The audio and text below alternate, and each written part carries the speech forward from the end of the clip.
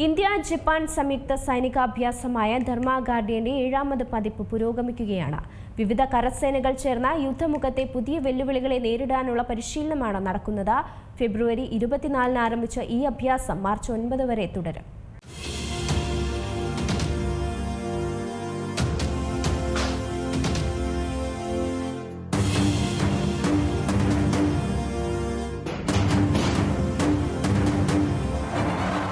India Japan സംയുക്ത സൈനികാഭ്യാസമായ ധർമ്മ ഗാർഡിയന്റെ 7ാം പതിപ്പ് പുരോഗമിക്കുകയാണ്. ഇരു രാജ്യങ്ങളുടെയും കരസേനകൾ ചേർന്ന യുദ്ധമുഖത്തെ പുതിയ വെല്ലുവിളികളെ നേരിടാനുള്ള പരിശീലനമാണ് ഇപ്പോൾ പുരോഗമിക്കുന്നത്. കളരിപ്പയറ്റ് അഭ്യാസം മുതൽ പുതിയ ആയുധങ്ങളുടെ പരിശീലനം വരെ ഇവിടെ നടക്കുന്നു. ഓരോ രാജ്യത്തു നിന്നും ആകെ 120 സൈനികർ ഈ അഭ്യാസത്തിൽ പങ്കെടുക്കുന്നുണ്ട്. ഇന്ത്യയും ജപ്പാനും തമ്മിൽ സൈനിക തലം മുതൽ സാംസ്കാരിക സഹകരണം കൂടി ലക്ഷ്യമിടുന്നതാണ് ധർമ്മ ഗാർഡിയൻ.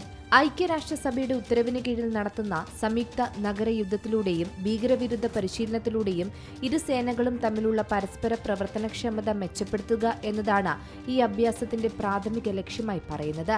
കൂടാതെ ഈ പ്രത്യേക മേഖലകളിലെ തന്ത്രങ്ങൾക്ക് മൂർച്ച കൂട്ടുന്നതിലൂടെ വിശാലമായ സുരക്ഷാ വെല്ലുവിളികൾക്കുള്ള പ്രവർത്തന സന്നദ്ധത ശക്തിപ്പെടുത്തുന്നതാണ് ഇരു സൈനികരുടെയും ലക്ഷ്യം.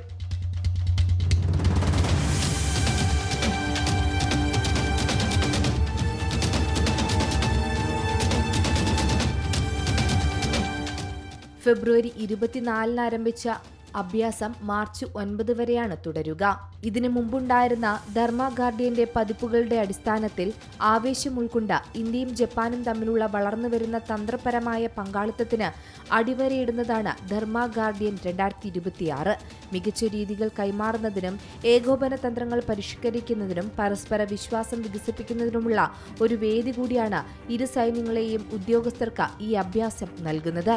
News desk C Malayalam news. ഏറ്റവും പുതിയ വാർത്തകളും വിശേഷങ്ങളും വിരൽത്തുമ്പിലറിയാൻ സി മലയാളം ന്യൂസ് എല്ലാ ഡിജിറ്റൽ പ്ലാറ്റ്ഫോമുകളിലും ലഭ്യം.